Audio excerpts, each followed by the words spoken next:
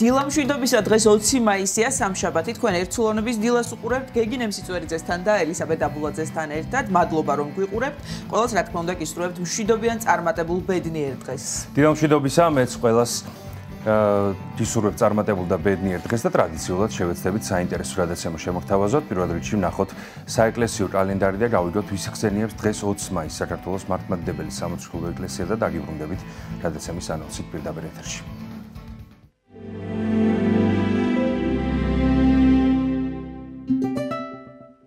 20 მაისს წმინდა მართლმადიდებელი სამოციქულო ეკლესია აღნიშნავს პატიოსანი ჯვრის გამოჩინებას იერუსალიმში და მოიხსენიებს ღირს 13 ასურელ მამას, იოანე ზედაზნელს, აბიბოს ნეკრესელს, ანტონ მარტყოფელს, დავით გარეჯელს, ზენონ იყალთოელს, თადეო სტეფანწმინდელს, ისე წილკნელს, იოსებ ალავერდელს, ისიდორე სამთავნელს, მიქაელ ულუმბოელს, პიროზ ბრეთელს, სტეფანე ხირსელს, შიომ ღვიმელს, წმინდა კეთილმსახურ მეფე ბაგრატ მესამეს, საქართველოს გამაერთიანებელს, ღირს ელია დიაკონს, წმინდა მოწამე აკაკი ასისთავს. დღევანდელი დღის მფარველი წმინდანების ლოცვით და მეოხებით უფალმა დაიცვას და დაიფაროს სრულიად საქართველო. ამინ.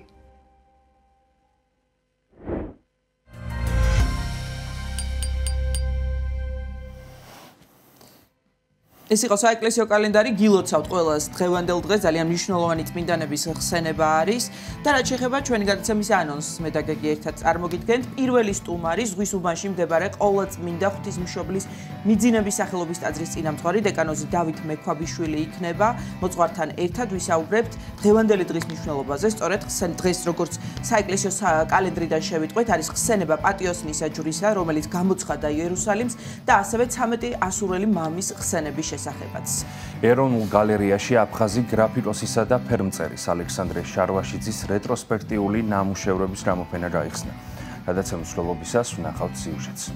გადაცემის მსვლელობისას ასევე შემოგვიერთდება ფსიქოლოგი, თბილისის სასულიერო აკადემიისა და სემინარიის ქრისტიანული ანთროპოლოგიის, ფსიქოლოგიის პროგრამებისა და კვლევების განვითარების ცენტრის ხელმძღვანელი ირვა ხურცია. სტუმართან ერთად ვისაუბრებთ ოჯახისა და მისი როლის შესახებ პიროვნების ჩამოყალიბებაში. აკადემიკოს გულიკო ჩაფიძის გარდაცვალებიდან წელს 1 წელი გავიდა. ცნობილი კარდიოლოგის ხსოვნის პატივსაცემად ქართული გადაუდებელი მედიცინის ჟურნალის სარედაქციო კოლეგიამ კონკურსი ჩაატარა.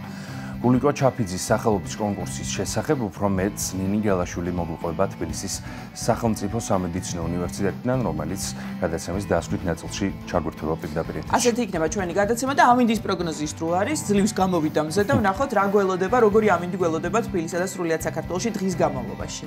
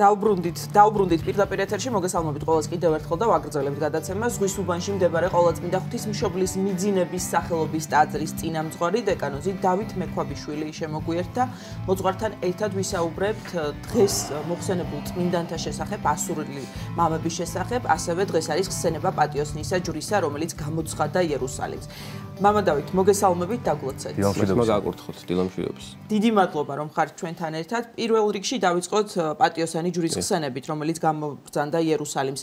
ანუ რას გულისხმობს ეს დღესასწაული, რომ აგვიხსნათ და შემდგომ უკვე ვისაუბროთ ასურელი მამების შესახებ, რომელსაც ძალიან დიდი ღვაწლი აქვს საქართველოში, განსაკუთრებით მონასტრული ცხოვრების დამკვიდრების დაფუძნების თვალსაზრისით.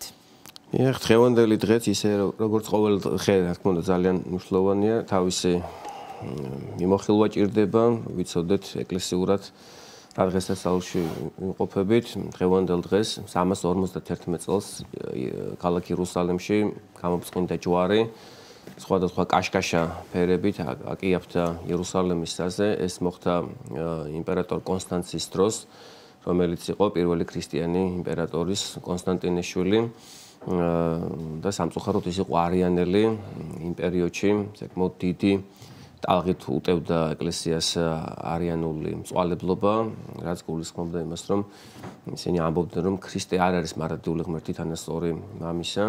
ნუ სამწუხაროდ დღესაც გრძელდება ეს, შეიძლება ადამიანის კლასიკურად რასელის სექტის მიმდევარი არ იყოს, მაგრამ მისთვის ქრისტე ღმერთი არ იყოს და სხვა ვინმე იყოს მისთვის ღმერთი და ნუ რა მნიშვნელობა აქვს ახლა როგორ აცდები შენ ჭეშმარიტების გზას, ამიტომ ყველა უნდა ვეცადოთ, რომ ჭეშმარიტების გზაზე დავდგეთ და ახლა კვირას იყო რა სამარიტელის კვირა და მან ესე იგი დაიჯერა ქრისტეს ღმერთობა და შემდგომში თავიც კი გაწირა ამისთვის, რომ ჩვენთვის ქრისტე ღმერთი იყოს და რაღაც ისეთი სასწაულები არ მოხდეს ჩვენ ცხოვრებაში, რომელიც ჩვენს გამოფხიზლებას ემსახურება, რომ პირველ რიგში ჭეშმარიტ გზაზე დავდგეთ რწმენის კუთხით. და ეს ზოგადად ჯვარი რომის იმპერატორებისთვის საკმაოდ დიდი საცდური იყო, ჯვარი იყო რომელთა დაშლის იარაღი, ამიტომ გარკვეულწილად უჭირდათ იმის დაჯერება, რომ როგორ შეიძლება ღმერთი, რომლის ხელშიც არის ყოველივე ხილული და უხილავი ჯვარზე გაეკრას, ამიტომ რომის იმპერატორებთან ხშირად ხვდება ჯვრის გამოცხადება, იგივე მეფე კონსტანტინესთან, რომელმაც ასევე საზზე ჯვარი იხილა გამოსახული და მიიღო უწყება ამიცლო, ასევე კონსტანცის შემთხვევაშიც ხდება ეს, მაგრამ არ წერია მასზე, რომ მან ცხოვრება შეცვალა ნამდვილი რწმენისკენ, მართლმადიდებლობისკენ, ის დარჩა არიანელად და ნუ ვერ განმართლა შესაბამისად. ამ სასწაულს არაერთი ადამიანის მოქცევა მოყვა, როგორც საეკლესიო ისტორიკოსები ამბობენ, ელინები და იუდეველები გაქრისტიანდნენ და ვინც მორწმუნე იყო იმ პერიოდში, მათში რწმენამ უფრო მეტად გაიღვიძა და მაცხოვრის აღდგომის ტაძრისკენ მიაშურეს ალოცავად. თუმცა თვითონ უფალი ამბობს ახარებაში, რომ მეორედ მოსვლის დროს გამოჩნდება სასწაული ცათაშინა და წმინდა იოანე ოქროპირის და ბასილი დიდის განმარტებით ეს არის ცხონმყოფელი ჯვარი და ეთყობა იმ პერიოდშიც იყო განმარტება ბიბლიის ამ ეპიზოდის, რომ როდესაც ჯვარი გამოცხადდებოდა საზზე, მაშინ მოიწეოდა სამყაროს აღსასრულიც და ნუ ამან მთელი იმდროინდელი საზოგადოების გამოფხიზლება გამოიწვია და იმისთვის რომ ეს დავიწყებას არ მიცემოდა ეკლესიამ კალენდარში შეიტანა ამის აღნიშვნა, იმიტომ რომ ის დღესასწაულები, რომელიც ჯვარს უკავშირდება ჩვენს გამოხსნას, ჩვენი ცნობიერების გამოფხიზლებას და ახალი ცხოვრების დაწყებას. რეალურად ეს მოხდა მაცხოვრის ჯვარზე გაკვრის შემდეგ, დამარცხდა სიკვდილი, დაითრგუნა ეშმაკი და ჩვენ მოგვეცა თავისუფალინება ისეთი, რომელსაც ვერავინ ვერ ძალმომრეობს, გარდა ბოროტი ჩვევისა, თუ ამ ჩვევაზე ჩვენ ავდგებით და მოვინდომებთ, ეშმაკი უკვე დამარცხებულია და უკვე გამარჯვებულ ბრძოლაში ვართ ჩართულები. და შეგვეციო ჯვრისდალა გვფარავდეს მთელს ქართველ ერს, მთელს მსოფლიოს, კი ადგილმდებარეობითი გაგებით იერუსალიმში გამოცხადდა ჯვარი, მაგრამ ეს მთელი საქრისტიანოს დღესასწაულია, რითაც უფალი ამტკიცებს იმას, რომ მის ხელში არის ყოველივე და ჯვარი არის უდიდესი სიწმინდე და თან ეს ისეთი სასწაულია, როცა კაცობრივი ხელი არ მონაწილეობდა ამაში, სხვა სასწაულების შემთხვევაში წმინდანები მოქმედებდნენ ხილულად, ხოლო უხილავად ღმერთი მოქმედებდა და სასწაული აღესრულებოდა და ძალიან ხშირად ადამიანები წმინდანებს მიაწერდნენ ამ სასწაულებს, მაგრამ წმინდანები ამბობდნენ, რომ ჩვენ არა ღმერთით ხდება ეს ყველაფერი. ხოლო ამ შემთხვევაში პირდაპირ ღვთივ გამოცხადებული და ღვთივ გამოწყენებული იყო ეს სასწაული, რომელსაც კაცობრიოვი ხელი ბუნებრივია ვერ ეხებოდა და დაახლოებით 3 კილომეტრის მანძილზე გოლგოთიდან ელეონის მთამდე იყო გადაჭიმული ეს ჯვარი. ვისაც უნახავს ამ იერუსალიმში ვინც არის ნამყოფი წარმოიდგენს თქვათ აი რა მასშტაბური იყო სასწაული. ჩვენ ხშირად ვსაუბრობთ სასწაულებზე ჩვენს გადაცემებში მამა დავით და დღეს რამდენად საჭიროა და როგორ შეიძლება ადამიანი ზოგადად ცხოვრობდეს დღევანდელ ცხოვრებაში, დასჭირდეს მას სასწაული იმისათვის, რომ ირწმუნოს ჭეშმარიტი სარწმუნოება. რა არის დღეს იმისათვის საჭირო, რომ ადამიანმა დაიჯეროს? ეხლა ეს ჩვენს გვაქვს ეს ცნობა და ეხლა შეიძლება ერთი ცნობა რაღაც შეცდომა იყოს, მაგრამ აი ათასობით და 10,000 ცნობა არის სასწაულების შესახებ, ისტორიკოსები გვიყვებიან, ბიბლია გვიყვება სასწაულების შესახებ და ეხლა მაინდა-მაინც ჩვენ უნდა დავინახოთ ჩვენი ხორცელი თვალით. შეიძლება ეს უფრო დაუჯერებელი იყოს რაღაც მომენტში, ვიდრე ის, რომ აი ამდენი ადამიანი მოწმობდა, რომ ეს სასწაულები ხდებოდა საუკუნეების განმავლობაში, რომელსაც კაცობრიოვი ხელი ვერაფრით ვერ შეასრულებს და თუ ადამიანს უნდა, მოდი ესე ვთქვათ, რომ ცხოვრება შეცვალოს, მისი დაცემული ბუნება გამოჯამრთელდეს და მოხდეს სულიერი ფერისვალება მაშინ ის აღიარებს სასწაულს და აღიარებს ზოგადად ღმერთის არსებობას, მხოლოდ და მხოლოდ უგუნური და ვინც დამონებული არის ცოდვებს და ტკბება ცოდვისმიერი გულისხმებით, ის არ აღიარებს ეკლესიის მადმოსილებას და აწყობს ყოველდღიური გამართობელი ცხოვრება და თავის ნაჭუჭში არის და ზოგადად სასწაული მაინდა-მაინც ისე არ არის მთავარი, რომ გარეგანის სასწაული, რომ ადამიანის ცხოვრება შეიცვალოს, როცა ღმერთი ადამიანის გონებას, ადამიანის გულს შეეხება, მაშინ ყველაზე მეტად იცვლება ადამიანის ცხოვრება უკეთესობისკენ, ადამიანი კეთილშობილდება და ასე შემდეგ, მრავალი ბერკეტი აქვს უფალს ადამიანთან მიმართებაში. ქრისტეშობის დღესასწაულზე წერია იქ საგალობელში, რომელნი ვარსკვლავს სამსახურებდნენ, ვარსკვლავისაგან ისწავეს შენი თაყვანისცემა, ხომ?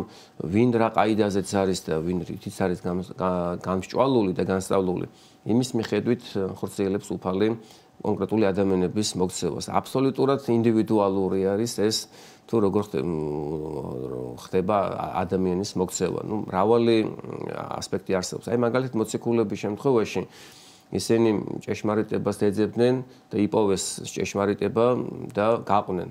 სასწაული არ დაჭირვებიათ მოციქულებს. ზოგს სასწაული დაჭირდა, მაგრამ იქვე უფალმა თქვა, რომ უკვე თუ არ აიხილოთ სასწაულები და ნიშები არ ერწმუნოთო. აი ერთ-ერთ სამეუფო პიროვნებას, რომელსაც შვილი ყავდა სნეული და მას შვილს განუკურნავს, ესეც სიტყვებს ამბობს იქ ქრისტე. კი ხდება სასწაულები, მაგრამ უფალს ურჩევნია, რომ ჩვენ ესე წმინდა გონებით და წმინდა გულით დავინახოთ ღმერთი და მისი დიდებულება, როგორც არის ერთ-ერთ ნეტარებაში, ნეტარიყვნენ წმინდანი გულითა, რამე თუ მათ ღმერთი იხილონ. და როდესაც ადამიანის გული სუფთავდება, მაშინ უმზერს ის ღვთის დიდებულებას, მისთვის უკვე აღარ არსებობს რაღაც დამაბრკოლებელი იმ სულიერ მხედველობაში, ხომ ის. თუ ვინ ეძიებს სასწაულს, ამის შესახებ წერია გარკვევით, ხო, რომ ნათესავი მემრუშე არ მიყვარს ხოლმე ამისი გამეორება, იმიტომ რომ რაღაც მაინც რეალურად წერია ეხლა, მაგრამ ხშირად ვერ ღებულობენ ხოლმე ამას, რომ ეუნებით ადამიანებს და კლიანობაში ეხლა ეს მემრუშეობა მაინდა-მაინც ეს გამოხატულად რომ ადამიანი ჩადის სამწოდოს არ არის თითოეული წამი რომელსაც ჩვენ კარგავთ და არ აღვასრულებთ ღვთის მსახურებას კეთილსაქმეს ეს უკვე სულიერი მრუშობა არის ღმერთის ღალატი როცა ჩვენ არ დავდივართ წირვალოცვაზე როდესაც ჩვენ არ ვასრულებთ თავარ ცნებას ქრისტეს მიიღე და სჭამეთ ეს სიარს ხორცი ჩემი სულ ამისგან ყოველთვის სიარს სისხლით ჩემი რაც უკავშირდება ჩვენს გადარჩენას ჩვენს გამრთობას ჩვენს ამოყვანას სოდვის ჭაობისგან ეს უკვე რა თქმა უნდა სულიერი ღალატი არის მრუშობა არის ღმერთის და არავინ არავისზე მეტი არ არის სულიერი ღალატის გამო ადამიანები არ ხვდებიან საპყრობილეში არც მოყვასის განკითხვის გამო არც ამპარტავნების გამო ხოლო სხვა გამოკვეთილი ცოდვების გამო ადამიანები ხვდებიან საპყრობილეში, წლობით იხდიან სასჯელს და ღვთის თვალში შეიძლება ის, ასე ვთქვათ, მოწინავე ადგილს რო იკავებს დღეს საზოგადოებაში, უფრო მეტად დამნაშავე იყოს, ვიდრე ის, ვინც დღეს საპრობილეში არის და იმის თქმა ნამდვილად შეიძლება რომ არავინ არავიზე მეტი არ ვართ, არავინ არ უნდა განვიკითხოთ და ესე თავმდაბლობაში შესაძლებელია უკვე ქრისტეს მიღება. რა ამპარტავან ადამიანს უჭირს ქრისტეს მიღება, იმიტომ რომ მას საკუთარი რჯული აქვს საკუთარ თავში ამპარტავანს და საკუთარი რჯულის დარღვევა არ უნდა რომ ახალი ქრისტეს რჯული მიიღოს. დიახ, მამა დავით, დღეს ასევე არის ასურელი მამების ხსენების დღეც და ჩვენ საქართველოს ეკლესიის ისტორიიდან ვიცით, რომ ჯერ კიდევ ქრისტეს შობამდე მე-6 საუკუნეში საქართველოში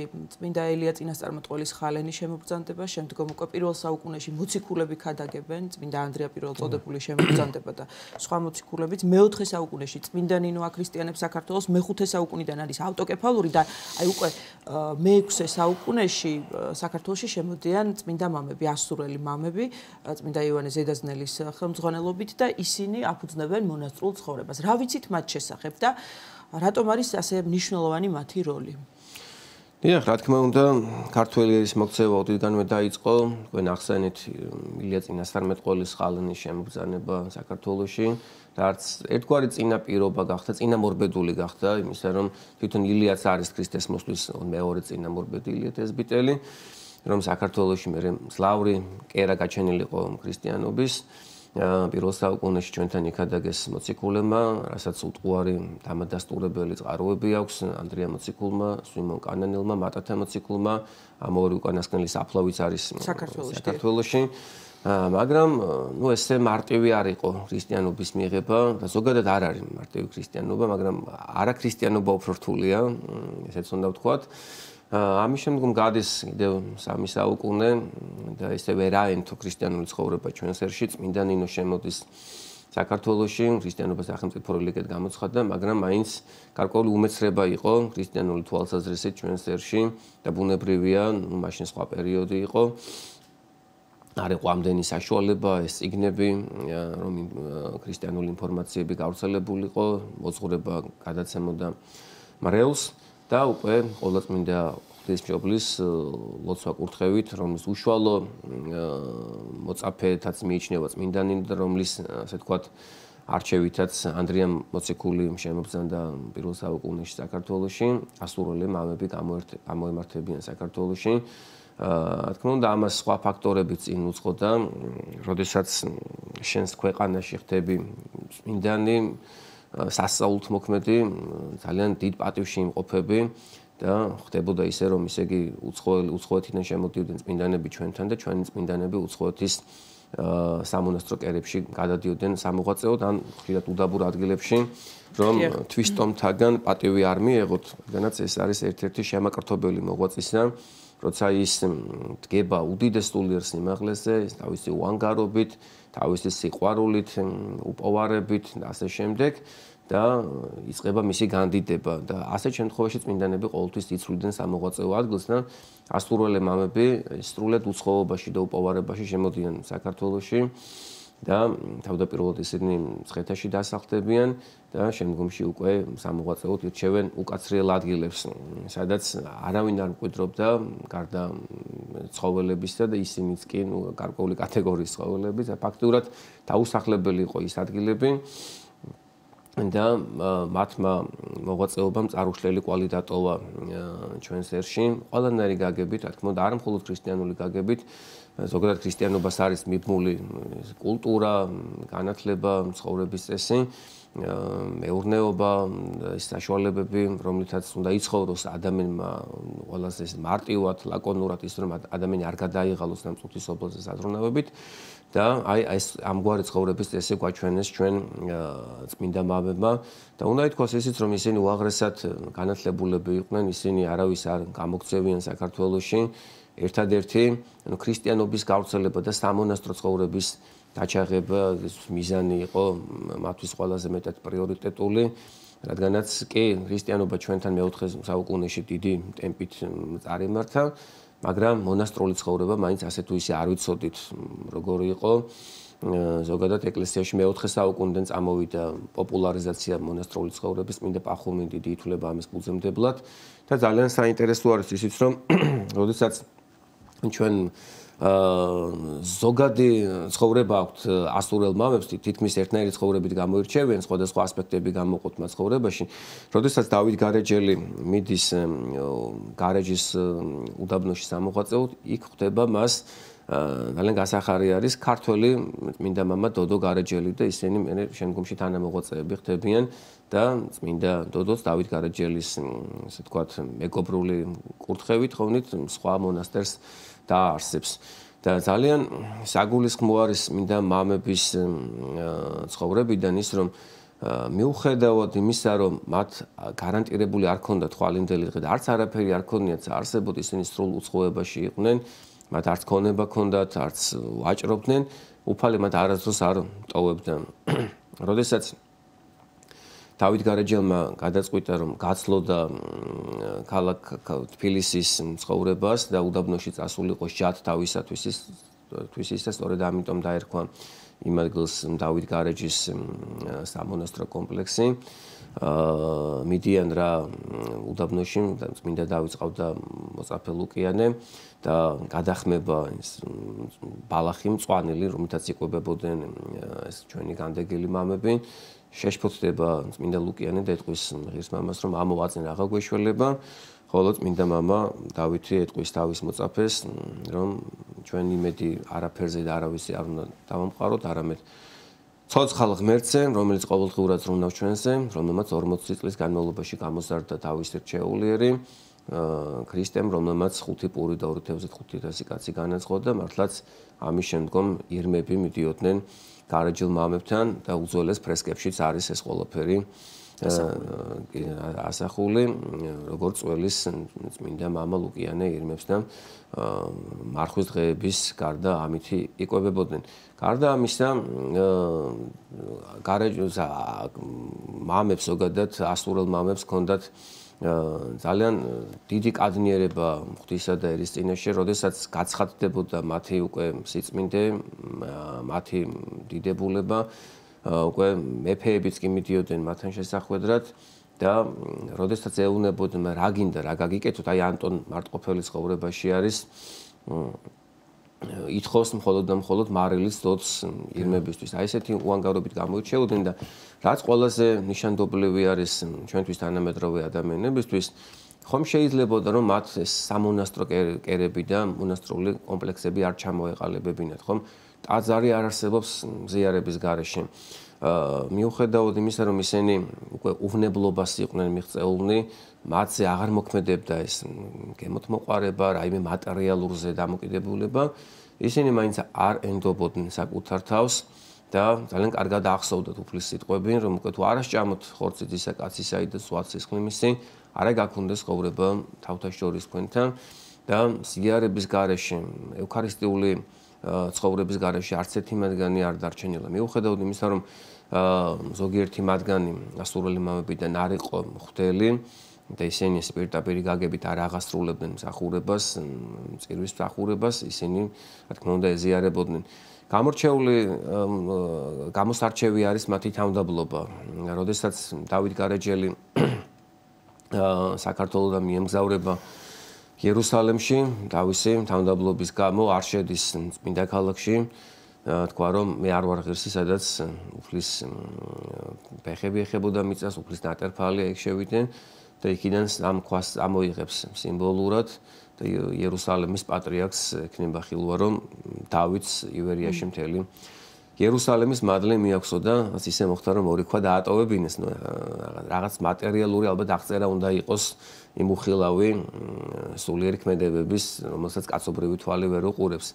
ამიტომ ესეთ გამონათქვამს ხშირად შეხვდებით, მოისმენთ, რომ სამჯერ გარეჯში ჩასვლა უდრის ერთხელ იერუსალემში ჩასვლას და ნამდვილად ძალიან მნიშვნელოვანი არის, რომ ჩვენ პერიოდულად ვიმოგზაუროთ ასურელი მამების უდიდეს კერებში მოვილოცოთ ეს ადგილები და ძალიან სასიხარულო არის, რომ უმეტესობა ჩვენი წმინდა ასურელი მამების საფლავები დღემდე არის შემონახული და სწორედაც საფლავები არიან დადასტურება იმის რომ ისინი მართლაც მოღვაწეობდნენ და მართლაც ქრისტეს მადლის მატარებლები იყვნენ.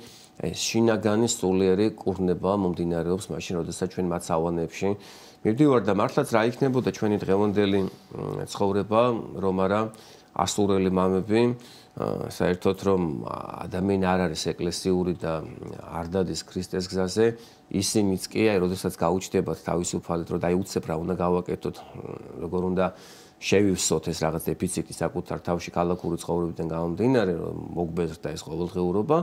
ძირითადად მიდიან სწორედ აი სწორედ ამაზე მინდოდა მეკითხა მამა დავით ამასთან დაკავშირებით რომ აი რა საოცარი მადლმოსილება ჰქონდათ ამ მამებს რომ საუკუნეებს გაუძლო მათ მიერ დაარსებულმა მონასტრებმა პერიპეტიებს ისტორიულ პერიპეტიებს გაუძლო და ჩვენ ვიცით თქვათ შაჰ-აბასის მმართველობის დროს და სხვადასხვა ძნელბედობის დროს რაბედი ეწეოდათ ხოლმე მონასტრებს და რამდენი ბერი შეეწირა ესეთ ძნელბედობას საქართველოს ისტორიულს და აი მიუხედავად ამისა დღესაც ეს მონასტრები არის არამხოლოდ მომლოცველებისთვის საინტერესო, არამედ უბრალოდ ტურისტისთვის, რომელიც საქართველოში შემოდის. ერთ-ერთი ესე იგი საინტერესო ადგილი, სადაც მიემგზავრებიან, ნახულობენ, ეს არის სწორედ ასურელი მამების დაარსებული მონასტრები. აი მართლაც რა საოცრებაა, რომ ამდენი საუკუნის მერეც ეს მნიშვნელობა და ალბათ კიდევ ბევრი საუკუნე, რა თქმა უნდა, შეინარჩუნებს ეს მონასტრები ამ მნიშვნელობას. საგანმანათლებლო ცენტრებად იქცნენ, ხო? ხა მარტო დავით გარეჯის ხსენება რა დღის და ნუ შიომღვიმელის ასევე შიომღვიმის მონასტრის. სადაც მეფეებიც კი ჩადიოდნენ, იქ საგალობლებს წერდნენ, სინანულის გალობებს წერდნენ, ცხოვრობდნენ ბერებთან ერთად და რეალურად იმ პერიოდში საგანმანათლებლო კერები იყო მონასტრები და განსაკუთრებით რა თქმა უნდა წმინდა მამების მიერ ასურელი მამების მიერ დაფუძნებული მონასტრები და ამ მონასტრებიდან გამოდიოდნენ მეფეები, გამოდიოდნენ პატრიარქები, ეპისკოპოსები და აი ყველა ცნობილი პიროვნება, რომელიც ჩვენ დღეს ვიცით, რომ ჩამოვწეროთ და მეორე მხრივ ანუ გადავავლოთ მაცხოვრებას თვალი, დავინახავთ რომ მათ რაღაც გარკვეული შეხება ჰქონდათ აი ამ მონასტრებთან, გარკვეული შეხება და გარკვეული პერიოდის განმავლობაში კიდევაც ცხოვრობდნენ და მოღვაწეობდნენ აი ამ მონასტრებში, იმისთვის რომ ყუდროება მოეპოვებინათ, ესწავლათ ლოცვის ფასი, სახარების ფასი და იმის ფასი თუ რამხელა მნიშვნელობა აქვს ერის და ბერის გაერთიანებას და მიუხედავად იმისა რომ ასურელი მამები უკიდურესად განდეგილები იყვნენ, ისინი რა თქმა უნდა მაინც არ წყვეტდნენ კავშირს ერთან და აი იმ პერიოდში ძალიან კარგი კავშირი იყო დამყარებულიერსა და ბერს შორის. სამწუხაროდ დღეს ისეთი სიმრავლით აღარ ყავს ჩვენ ბერები მონასტრებში, მაგრამ ყველა ის მონასტერი დღეს ფუნქციონირებს ასე თუ ისე რაღაცა მშუტავი პატრუკივით მაინც ანთია მონასტრებში სულიერი ცხოვრება და ეს ყველაფერი იმეც იძლევა იმისას რომ მომავალში ქართველიერი გამრავლდება ყველანაირი კუთხით საბერო კუთხითაც და თუ კი აი თქვენ ახსენეთ 6000 გარეჯელი ბერების წამებებს დიახ აი ესეთი სიმრავლით იყვნენ წარმოდგენილნი ბერები მე-17 საუკუნეში დიდი დრო არ არის გასული მას შემდეგ დღეს ნუ თითო როლა ბერი არის მაგრამ დღეს შეინიშნება რა თქმა უნდა გამოფხიზლება ჩვენს ეკლესიაში ჩვენს ერში ნაბიჯები იდგმება ეკლესიისკენ აი წლევანდელ ზობის დღესასწაულზე ზოგადად ზობის დღესასწაულზე ბევრი ადამიანი მიდის ტაძარში მაგრამ წელს კიდევ უფრო მეტი ადამიანი მოვიდა ტაძარში სხვა მღვდლებიც ამეთანხმებიან ამაში და იმედია ეს ყველაფერი გამოიწვევს იმას რომ შეიქმნება ოჯახები გვეყოლება შვილები ხორციელი შვილები სტულიერი შვილები და ისევ და ისევ ავოსებთ ამ მონასტრებს, იმიტომ რომ დღეს ისე როგორც არასდროს ალბათ ხვდება ადამიანი იმას, რომ ეს ცხოვრება არის ამაო, ამოვებათა იყვავილი ამაო, დამღლელი არის ეს ყველაფერი. თქო, იმას არ ვამბობ, რომ საქმეები არ გავაკეთოთ, მაგრამ ხან ისე ვაკეთებთ ამ საქმეებს, რომ ღმერთი გვავიწყდება, ჩვენ სულზე ზრუნვა გვავიწყდება და კარგი იქნება თუ აი ეს ინფორმაცია, ეს ნობა გვექნება ჩვენ საკუთარ თავში, რომ ასურელი მამები რეალურად დიდარი ოჯახებიდან იყვნენ გამოსულნი და არის ესეთი ეპიზოდები, მაგალითად ევაგრე, ხო, რომელიც შიომღვიმელის თან მოღვაწე გახდა, მისი მოწაფე. ციხედიდის მთავარი ტოვებს დიდებულ ცხოვრებას და ის ბერი ხდება და არაერთი ესეთი შემთხვევა არის მოცემული, რომ ისე იგი ხშირად მეფეებიც კი ტოვებდნენ დიდებულებას, მდიდარი ადამიანები და ისინი მიდიოდნენ უდაბნოებში, რომ სულის სიმშვიდე მოეპოვებინა. ძალიან დიდი მადლობა მამა დავით. გილოცავთ კიდევ ერთხელ დღევანდელ დღეს, გილოცავთ ჩვენს მაყურებელსაც და დღეს ასევე იყო ბაგრატ მესამი საქართველოს გამოერთიანების ხსენების დღე, მაგრამ მის შესახებ ვერ მოვასწარით საუბარი, სხვა დროს აუცილებლად მისი ცხოვრების შესახებ საინტერესო იქნება ჩვენი მაყურებლისთვის. ზღვის უბანში მდებარე ყოვლადწმინდა ღვთისმშობლის მიძინების სახელობის ტაძრის წინამძღვარი დეკანოზი დავით მექვაბიშვილი იყო ჩვენი გადაცემის სტუმარი. 9 საათი შესრულდა, მოვისმინოთ 7 გზის ლოცვა და დავბრუნდებით კლუბ სტუდიაში.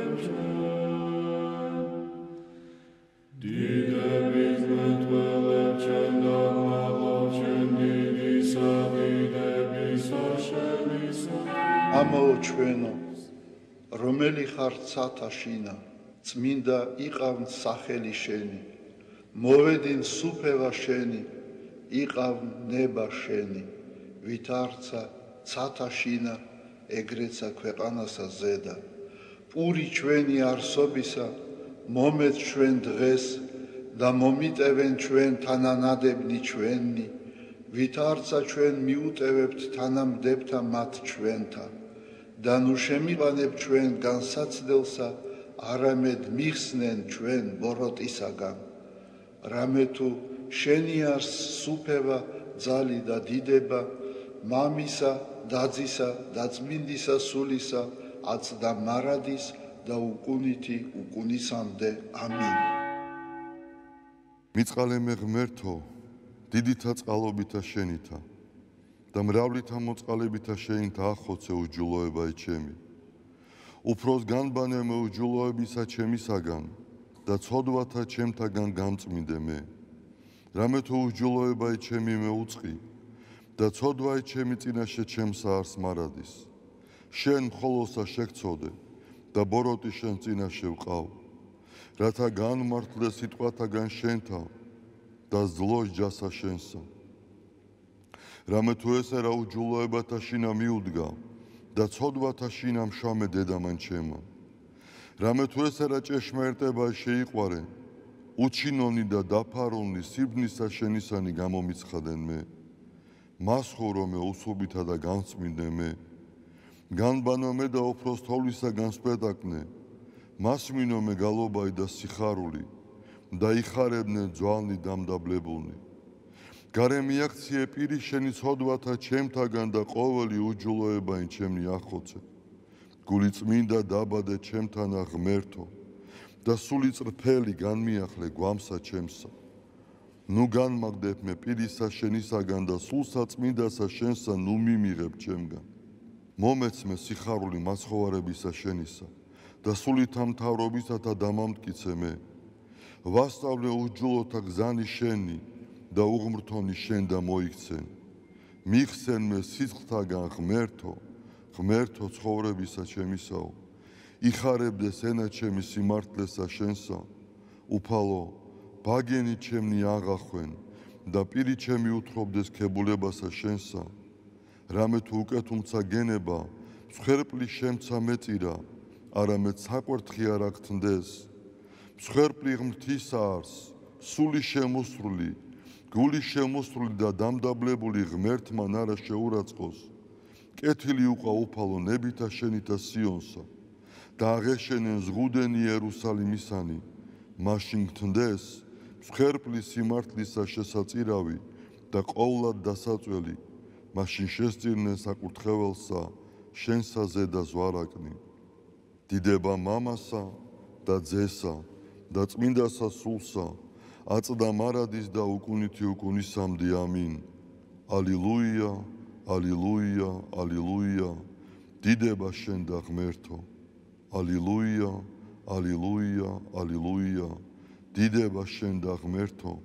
ალილუია, ალილუია, ალილუია, დიდება შენ და ღმერთო ჩვენო, დიდება შენ და. ღვთისმშობელო ქალწულო გიხაროდენ, მიმადლებულო მარიამ უფალი შენთანა.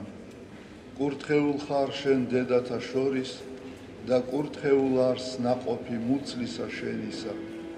რამე თუ მაცხოვარე გვიშევ სულთა ჩვენთა. უფალო დიდება შენ და გადაარჩინე და გამთლიანე საქართველო. უფალო დიდება შენ და გადაარჩინე და გამთლიანე საქართველო. უფალო დიდება შენ და გადაარჩინე და გამთლიანე საქართველო.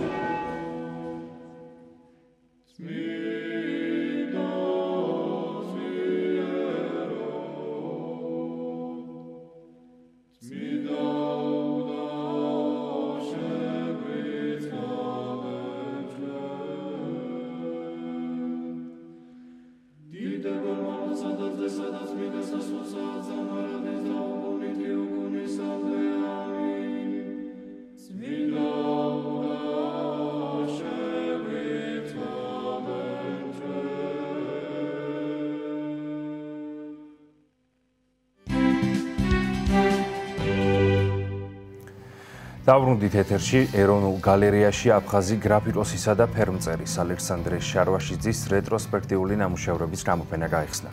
ნახოთ ნინო ჯალაშვილის სიუჟეტი.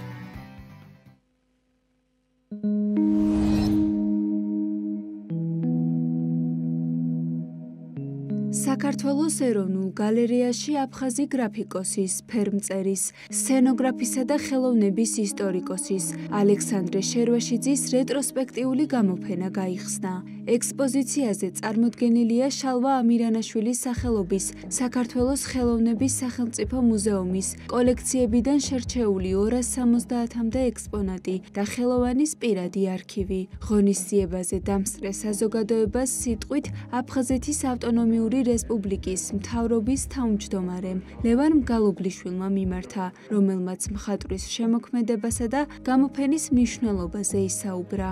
დღეს გაიხსნა ალექსანდრე შერვაშიძის გამოფენა, გარდა ხელოვნებისა და გარდა იმისა, რომ მან შექმნა ეპოქა, მან დაწერა ისტორია, რაც აისახება ქართულ-აფხაზური ურთიერთობის შორის ხიდის აგებაში და საზოგადოებების ერთმანეთთან დაკავშირებაში, რაც ჩანს თავის ნამუშევარში, ის დიდი ტოლერანტული სული, რაც იკვეთება თითქმის ყველა მის ნამუშევარში.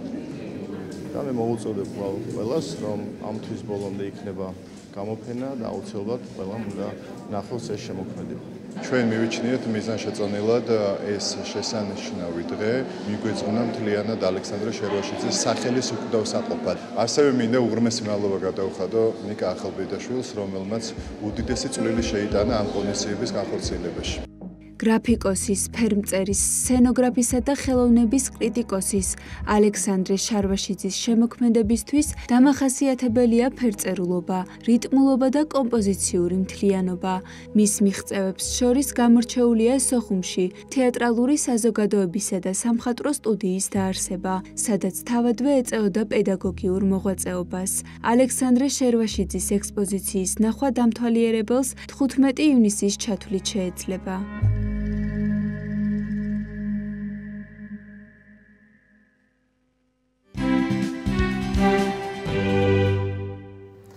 ვაგრძელებთ გადაცემას შემოგვიერთდა ფსიქოლოგი თბილისის სასულიერო აკადემიისა და სემინარიის ქრისტიანული ანთროპოლოგიის, ფსიქოლოგიის პროგრამებისა და კვლევების განვითარების ცენტრის ხელმძღვანელი ფსიქოლოგიის დოქტორი ირმა ხურცია. სტუმართან ერთად ვისაუბრებთ თემაზე ოჯახი და მისი როლი პიროვნების ჩამოყალიბებაში. ქალბატონო ირმა, მოგესალმებით, მადლობა ჩვენთან სტუმრობისთვის. მოგესალმებით, მადლობას გიხდით მოწვევისთვის. რამდენიმე დღის წინ თელმა ერმა ძალიან დიდი ზეიმით აღნიშნეთ 17 მაისი, როდესაც არის დაწესებული ჩვენი პატრიარქის მიერ ოჯახის სიმტკიცისა და მშობლების პატივისცემის დღე და სწორედ ამ თემას გვინდა გამოვეხმაუროთ და ამით დავიწყოთ. რა მნიშვნელობა ჰქონდა ამ დღის დაწესებას და სახალხოდ საზეიმოდ აღნიშვნას ფსიქოლოგიური თვალსაზრისით და შეიძლება სოციოლოგიური თვალსაზრისითაც, როგორც ფსიქოლოგს გეკითხებით, ვიცით რომ იყო კრიტიკაც, თქვათ, ზოგიერთი მიიჩნევს რომ არ იყო ესეთი ასე გამოყოფა ერთი კონკრეტული დღის, მაგრამ უმეტესობა და ერი მაინც უმეტესწილად ერთიანი ვართ, რომ უნდა აღინიშნოს ეს დღე. თქვენი აზრით, როგორც ფსიქოლოგი საინტერესო იქნება. Როგორი კრიტიკაც არ უნდა მოყვეს ამ დღესასწაულის დაწესებას, ცალსახაა, რომ მას უდიდესი ისტორიული მნიშვნელობა აქვს.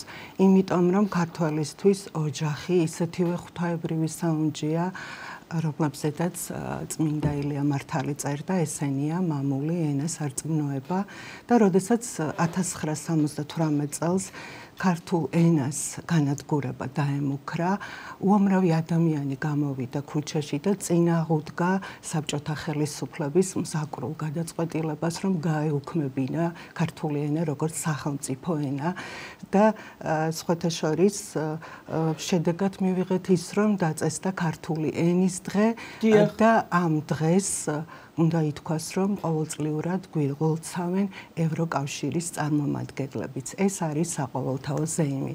ასეთივე საყოველთაო ზეიმს წარმოადგენს ოჯახის სიწმინდის და სიმტკიცის დაცვის დღის დაწესება ჩვენი პატრიარქის მიერ. ეს გახდა საყოველთაო ზეიმი, რომელსაც ყოველწლიურად უფრო მეტი და მეტი ადამიანი უერთდება და ეს ბუნებრივია, იმიტომ რომ ოჯახი ყველასთვის უდიდეს ღირებულებას და ფასეულობას წარმოადგენს და მასობრივი ქცევა, რომელსაც საფუძვლად უდევს უდიდესი სიყვარული და სიხარული, ამ შემთხვევაში როგორც კონსტრუქციული ქმედება, ისე არის შეფასებული. მასობრივი ქცევა სოციალურ ფსიქოლოგიაში ასე განიმარტება, ეს არის მოქმედება, როდესაც ადამიანები, ინდივიდები ერთმანეთისაგან დამოუკიდებლად ერთგვარ რეაქციას გამოხატავენ ამა თუ იმ მოვლენის მიმართ. შესაძლოა მასობრივ ქცევას სიძულვილიც დაედოს საფუძვლად და ის ამ შემთხვევაში დესტრუქციული გახდება, მაგრამ ჩვენ აქ ვხედავთ, რომ ეს ქცევა მასობრივი წარმოადგენს სახალხო ზეიმს, სიხარულის და სიყვარულის შემცველია და უნდა ითქვას, რომ ამ ზეიმს ნებისმიერი ადამიანი უნდა შეუერთდეს. ეს ერის გაერთიანებისთვის შეიქმნა ეს დღე და მაგალითი კადრებში ვხედავთ და ხედავთ ჩვენი საზოგადოება და მაყურებელი. ვინც არ იყო თქვა რაღაცნაირად თვითონ ვინც გაემიჯნა, მან საკუთარი თავი გამიჯნა ამისაგან, იმიტომ რომ რეალურად მარტო საქართველოში კი არა, მთელ მსოფლიოში ყოველი ადამიანისთვის განურჩევლად რელიგიური მრწამსისა ძვირფასია ოჯახი. იმდენად ძვირფასია ოჯახი, რომ უნდა ვთქვა, LGBT თემის წარმომადგენლებმაც კი გადაწყვიტეს, რომ ოჯახი შექმნან, იმიტომ რომ ოჯახს აქვს უდიდესი მნიშვნელობა. თუმცა ეს რა თქმა უნდა დესტრუქციული ქმედებაა და სწორედ ამ ქმედებას აღუდგა წინ ქართველი ერი და გამოხატა აქ ერთიანი თავისუფალი ნება. ოჯახი ჩვენთვის ყველაზე ძვირფასია, ეს ის არის, რისთვისაც ჩვენ ცოცხლობთ და რისთვისაც შეგვიძლია სიცოცხლეც გავწიოთ. და რომელზეც დგას ხო ძლიერი სახელმწიფო და ჩვენ ხედავთ როგორი ზეიმი იყო, რამდენი ხალხი გამოვიდა და რა თქმა უნდა ეს ხალხი ნამდვილად თავისი ნებით და არავის ძალით იქ არ მოუყვანია, ხო ფაქტია და ყველა თავისით მოვიდა არა მხოლოდ თბილისში, არამედ საქართველოს ყველა რეგიონში, ეპარქიებში, 10 რეგიონში იყო დიდი ზეიმი და ერი და ბერი ერთად იდგა, რაც ძალიან მნიშვნელოვანი არის. რა მნიშვნელობა ენიჭება ოჯახს ადამიანისთვის, ქალბატონო ირმა, აი პირადად პიროვნებისთვის, ინდივიდისთვის? ოჯახს თითოეული ადამიანისთვის უდიდესი მნიშვნელობა ენიჭება და არა მხოლოდ პიროვნული განვითარებისთვის, არამედ მთელი საზოგადოებრივი აზრის თუ წყობის ფორმირებისთვის არის ძალიან მნიშვნელოვანი ოჯახი და მე აქ მინდა ცნობილი ოჯახის ფსიქოლოგიის მკვლევარის ვირჯინია სატირის ამერიკელი მეცნიერის სიტყვები გავიხსენო. ის ამბობს, რომ ოჯახი არის სამყაროს მინიატურული მოდელი და თუ გსურს შევცვალოთ სამყარო უკეთესო უმრავლესობისკენ ოჯახიც უნდა შევცვალოთ და ის ჩამოთulis და არა მხოლოდ ეს მეცნიერი, უამრავი მეცნიერი, მათ შორის დიმიტრი ოზნაძეც ასახელებს ოჯახის იმ მთავარ ფუნქციებს, რომელიც სწორედ ოჯახის მნიშვნელობას განსაზღვრავს როგორც ყოველი ადამიანისთვის, ასევე სახელმწიფოსთვის. ოჯახი არის ის ადგილი, სადაც ადამიანს შეუძლია სასიცოცხლოდ მნიშვნელოვანი მოთხოვნილებები დაიკმაყოფილოს, ეს იქნება უმდაბლესი ფიზიოლოგიური თუ უმაღლესი პიროვნული განვითარების და თვითაქტუალიზაციის მოთხოვნილება.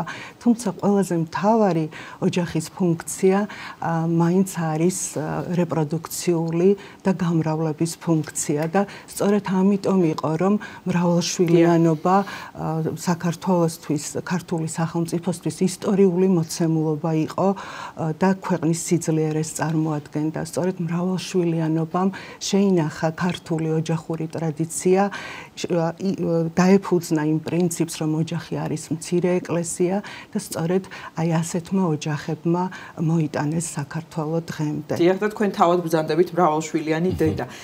ქალბატონო ირმა, ძალიან საინტერესო საკითხს შეეხეთ და მინდა რომ მეუფე შიოს საქართველოს საპატრიარქო ტახტის მოსაყდრის მიტროპოლიტ შიოს ქადაგებიდან, რომელიც მან წარმოთქვა სწორედ ოჯახის სიწმინდის დღეს, პატარა ფრაგმენტი ამოვიკითხო.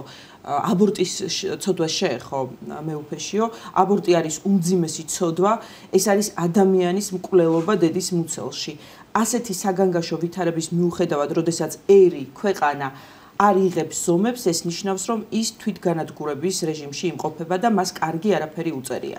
ჩვენ ამით ღმერთს ვეუბნებით, რომ არ გვინდა სიცოცხლე, ეს იყო ფრაგმენტი საქართველოს საპატრიარქო ტახტის მოსაყდრის მიტროპოლიტ შიოს ქადაგებიდან, რომელიც მან წარმოთქვა ოჯახის სიწმინდის დღეს და აი თქვენ შეეხეთ, რომ მრავალშვილიანობა არის ერთ-ერთი გამსაზღვრელი ქვეყნის სიძლიერის, ოჯახების სიძლიერის, ვინაიდან ოჯახი პირდაპირ არის დამოკიდებული ოჯახის სიმტკიცე ქვეყნის სიძლიერეზე და როდესაც თქვათ აი გაუცნობიერებლად ხდებოდა ჩვენ ვიცით წლების განმავლობაში ათეისტურ პერიოდში განსაკუთრებით აბორტის გაკეთება ქალბატონების მხრიდან და თქვათ მათ არც იცოდნენ რა ცოდვას ჩადიოდნენ რომ ეს არის კაცის კulis ცოდვა. აი ამასთან დაკავშირებით თქვენი როგორც ფსიქოლოგის აზრი ძალიან საინტერესო იქნება და დღეს რა გამოსწორდა ამ თვალსაზრისით თუ არის რაღაცა ტენდენცია გამოსწორების ცნობიერების ამაღლების კუთხით გულისხმობ რა თქმა უნდა პირველ რიგში. მოსახდრემ კაფეოთ ჩამოაყალიბა თავისი სათქმელი და მას ამისთვის უდიდესი მადლობა უნდა გადავუხადოთ. მე თავიდან ბოლომდე მოვისმინე მისი ორივე ქადაგება და გამიჩნდა განცდა, რომ ეს იყო თანამედროვე სამყაროს დინების საპირისპირო ცურვა. იმიტომ რომ დღეს თანამედროვე სამყარო არის ძალიან დიდი გამბედაობა, რა თქმა უნდა. დიახ, ძალიან დიდი გამბედაობა. ძალიან კარგად მკაფიოდ ჩამოაყალიბა ასევე რომ მნიშვნელოვანია აი ამ ხელოვნურად შეწყვეტილი ორსულობის თემაზე ცნობიერების ამაღლება საზოგადოების დედის, იმიტომ რომ როგორც თქვენ აღნიშნეთ ელისაბედ, ადამიანმა დედამ არ იცის რომ ის კლავს სულს, რომ სული ჩასახვიდანვე ჩდება. თუ ბიოლოგიურ დონეზე სხეული არის მშობლების ნაწილი, მდგენელი დედის და მამისა, სული ასე არ არის. მშობლების სულების ნაწილი არ არის სული, რომელიც ჩასახვის დროს ჩდება, ის არის სრულიად თვითმყოფადი და უნიკალური და სწორედ სული აძლევს ადამიანს უნიკალურობას უკვე შემდგომში და დედებმა უნდა იცოდნენ რომ სულს კლავენ და ტყუილად არ არის ხომ ეს სიტყვა ქართულში ორსული და ორსული არის პირველივე დღიდანვე ჩასახვის. ამიტომ ამ მიმართულებით ცნობიერების ამაღლება ძალიან მნიშვნელოვანია. აქტიურად უნდა იყოს ჩართული ამ საკითხის გარშემო მედია, ტელევიზია ხომ განსაკუთრებით, ასევე კინო, თეატრი, ლიტერატურა, ყველაფერი უნდა ემსახურებოდეს ცნობიერების ამაღლებას ისეთ მნიშვნელოვან თემაზე, როგორიც არის ხელოვნურად შეწყვეტილი ორსულობა.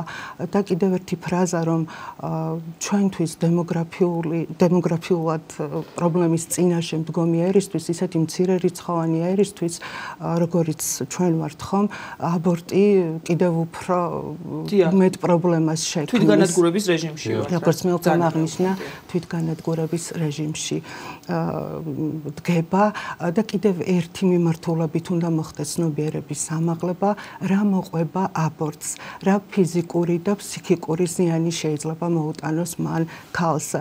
ფსიქოლოგებისთვის ცნობილია, რომ აბორტის შემდეგ აბორტი განიცდება როგორც სტრესი, ტრავმა ორგანიზმისთვის ნებისმიერ შემთხვევაში და ეს შემდგომში იწვევს პოსტტრაუმულ სტრესულ აშლილობებს, პანიკურ შეტევებს, დეპრესიას, აპათიას, ანადგურებს ქალის ორგანიზმს, უშვილობას იწვევს და ასე შემდეგ. სწორედ აი ამ კუთხით არის ასევე საუბარი აუცილებელი ქალებთან და აქვე ისიც უნდა ითქვას, რომ ეკლესიისთვის ჩიხი არ არსებობს და გამოსავალი ყოველთვის არის და როდესაც ეს მძიმე მდგომარეობა დაუდგება ქალს, ეკლესია აქაც სთავაზობს გამოსავალს ხომ აღსარების და სინანულის საიდუმლოს მადლით განკურნება, რა თქმა უნდა, ნებისმიერი მდგომარეობისა შესაძლებელია. აი ვიდრე პრობლემებზე ვსაუბრობთ, აუცილებლად უნდა გკითხოთ ოჯახების დამჯერებასთან დაკავშირებით ამ კუთხით თუ არის გაუარესებული, ასე ვთქვათ, სიტუაცია ჩვენ ქვეყნის მასშტაბით და რა არის სინამდვილეში მიზეზი, შეგვიძლია თუ რამაზეც ვისაუბროთ ოჯახების დამჯერების.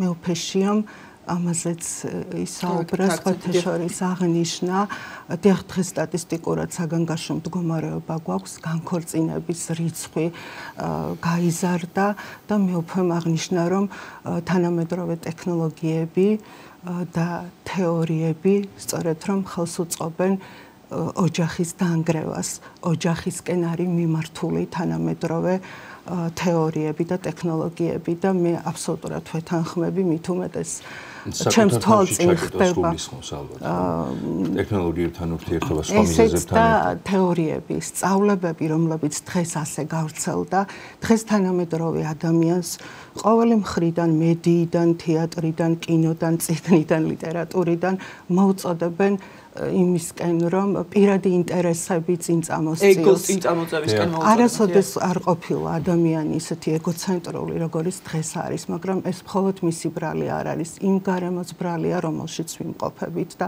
მედიას და ეგრეთ წოდებულ ფსიქოლოგიურ თეორიებს ამაში დიდი როლი აქვს. მე თქვენს გადაცემაში არაერთხელ აღვნიშნე, რომ ვემიჯნები თანამედროვე ფსიქოლოგიურ თეორიებს, რომლებიც დაფუძნებულია ან სხვა რელიგიურ მწამსზე, ან ათეისტურ ხედვაზე.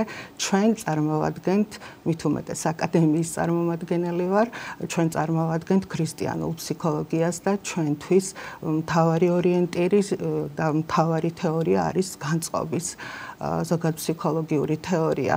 ანუ რა განწყობებსაც შევქმნით, შემდგომ იმ ქცევას მივიღებთ, ხომ? გვასწავლის დიმიტრი უზნაძე და დღეს რა განწყობები იქნება? აი ერთი მაგალითი რომ მოვიყვანოთ, ხშირად გვესმის, რომ აი ოჯახში უნდა მოერიდოთ ტოქსიკურ ურთიერთობებს, როგორც კი სიმძიმე ჩდება, ზოგიერთი ფსიქოლოგიური სკოლა გვეუბნება, რომ განერიდე, მაშინ როდესაც ქრისტიანობა ჩვენ გვასწავლის, რომ ურთიერთას სიმძიმე იტვირთეთ და სიმძიმე იტვირთეთ და ასე აღასრულეთ რჯული იგი ქრისტეს. და იცხოვრეს ხვისთვის, ხო ეს არის ქრისტიანობა და მოყვასის. ანუ ის ღირებულებები, რაზეც დაეფუძნა ქრისტიანული ოჯახი, ეს არის თავგანწირვა, თავდადება, სხვისთვის ცხოვრება, მსახურება სხვისთვის.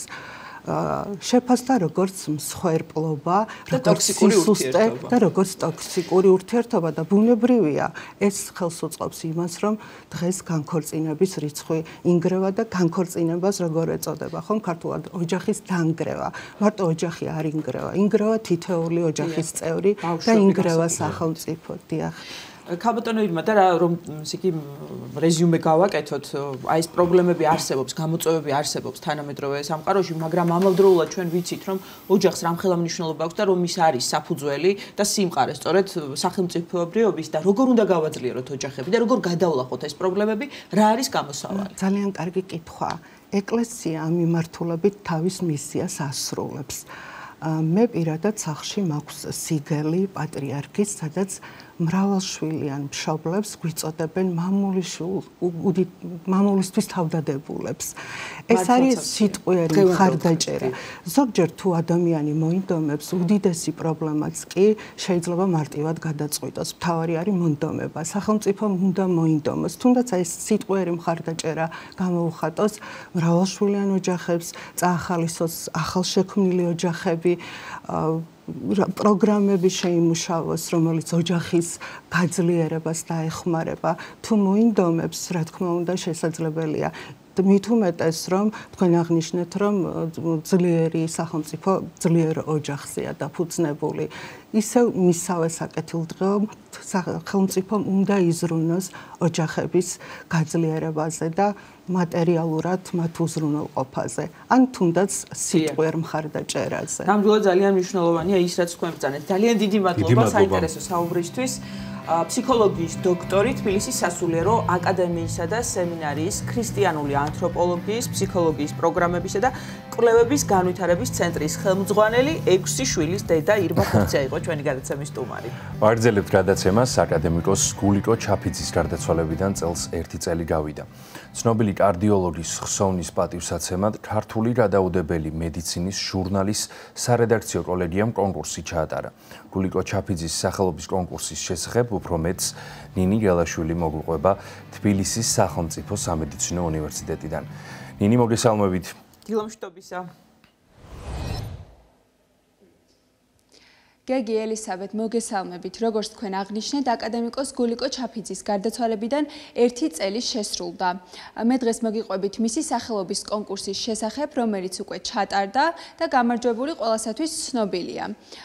ეს კონკურსი ქართული გადაუდებელი მედიცინის ჟურნალის რედაქციამ დააფუძნა. ჩემთან ერთად ახლა იმყოფებიან მისი ორგანიზატორები და რა თქმა უნდა გამარჯვებული. ჩემს გვერდით თქვენ ახლა ხედავთ თბილისის სახელმწიფო სამედიცინო უნივერსიტეტის ლექტორს და ამ კონკურსის ერთ-ერთ ორგანიზატორს ლადო კვაჭაძეს. მოგესალმებით ბატონო ლადო.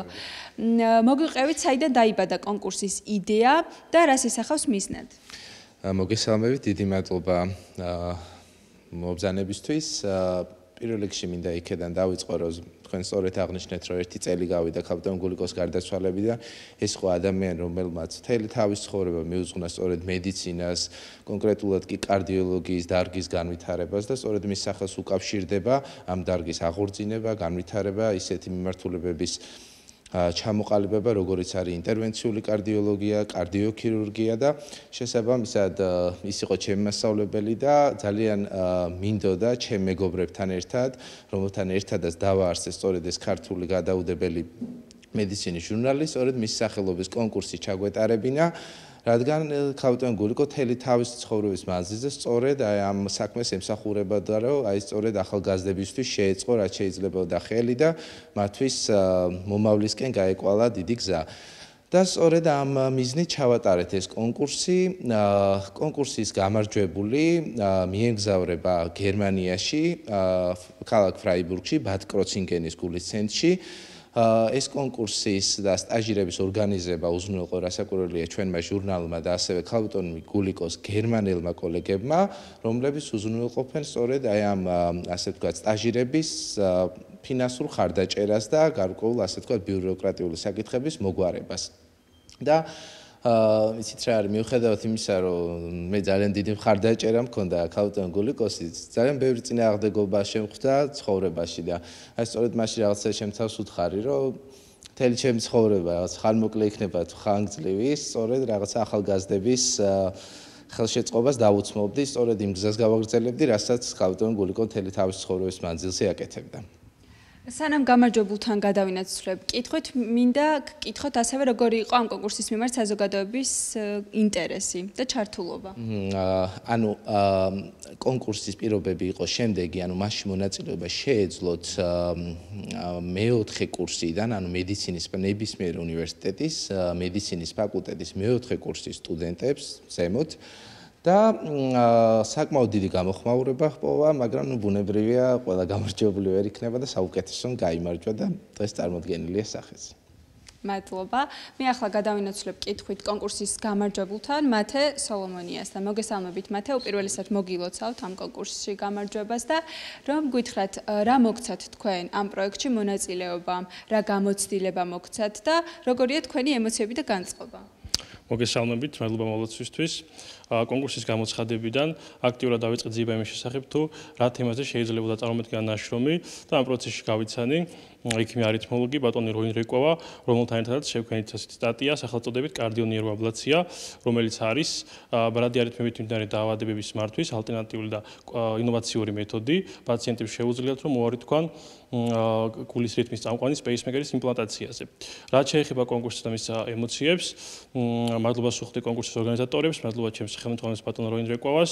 ვფიქრობ, რომ წინ შესანიშნავი გამოცდილება მელოდება და მოუთმენლობების სტაჟირების დაწყებას ბატონ ცინგენის გულის ცენტრში. ძალიან დიდი მადლობა წარმატებებს გისურვებთ. ჩემთან ერთად ასევე იმყოფება კონკურსის ერთ-ერთი ორგანიზატორი და ასევე ექიმი პედიატრი ლანო შვანგირაძე, რომელიც მოგვიყვება ასევე უფრო ვრცლად ამ პროექტის შესახებ. უპირველესად დამეთანხმებით ალბათ, რომ ქალბატონი გულიკო ჩაფიძის ღვაწლი არის ძალიან დიდი და მის შესახებ რომ გითხრათ ორიოდე სიტყვით და ასევე კონკურსის მიზანი რა არის?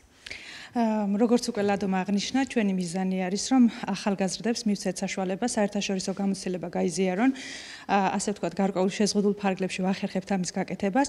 ზოგადად ჟურნალის მიზანი არის სამედიცინო ინოვაციების ქართულ ენაზე გაცნობის საშუალება მივცეთ ნებისმიერ ადამიანს, ვინც სამედიცინო სფეროთი არის დაინტერესებული, როგორც ექიმებს, ასევე არასამედიცინო საზოგადოებას და მარტივ გასაგებ ენაზე გადმოვცეთ მტკიცებულებაზე დაფუძნებული მედიცინის ფარგლებში არსებული თანამედროვე ინფორმაცია. ძალიან დიდი მადლობა. წარმატებებს გისურვებთ თქვენც და ამ კონკურსსაც, რომელიც აკადემიკოს და კარდიოლოგ გულიკო ჩაფიძის ხსოვნის პატივსაცემად დაფუძნდა. და ჩვენს მაყურებელს კიდევ ერთხელ შევახსენებ, რომ აკადემიკოსი გულიკო ჩაფიძე 2024 წლის 20 მაისს გარდაიცვალა 93 წლის ასაკში. ძალიან დიდი მადლობა ნინი, ასეთი საინტერესო ჩართვისთვის და მაყურებელს შევახსენებთ, რომ ნინი გელაშვილი გვერდებოდა სამედიცინო უნივერსიტეტიდან. ჩვენი განაცემა კი ამით დასრულდა. მადლობა რომ გვიყურეთ. გეგი ნემსწვერიძე და მე ელისაბედ აბულაძე ვმუშაობდით თქვენთვის სტუდიაში. მშვიდობიან და ბედნიერ დღეს გისურვებთ. დროებით.